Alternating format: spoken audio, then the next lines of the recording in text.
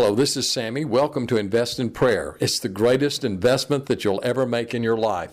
Today, we have some encouraging words that will help you as you spend time with God.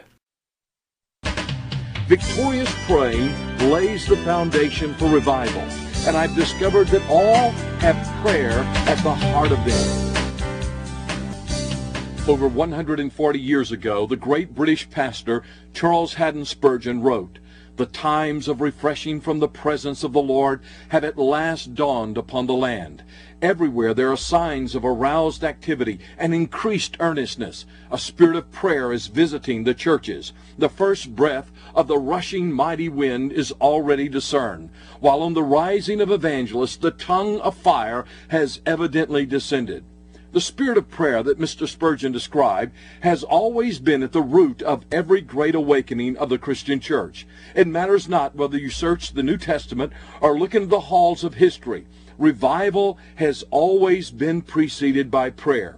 Over the last number of years, I've been a student of the great evangelical revivals, and I've discovered that all have prayer at the heart of them. Someone gets a burden and begins to pray. They wait upon the Lord, and in His divine time, He answers their prayers. They meet with God, and God manifests Himself to them. The first time that I experienced revival, there was a spirit of prayer that permeated the church and the evangelistic meeting. It began with a praying pastor. He continued praying in spite of bleak circumstances. Then one day, God came. He visited His people. When God comes, everything gets interrupted. Evangelistic meetings that were scheduled to conclude on Sunday had to be extended an extra week. The church building couldn't hold the people. The news media reported on the great things that God was doing. The hardest drug addicts were saved and delivered from their addictions. Racial enemies became brothers in Christ. God came when His people prayed.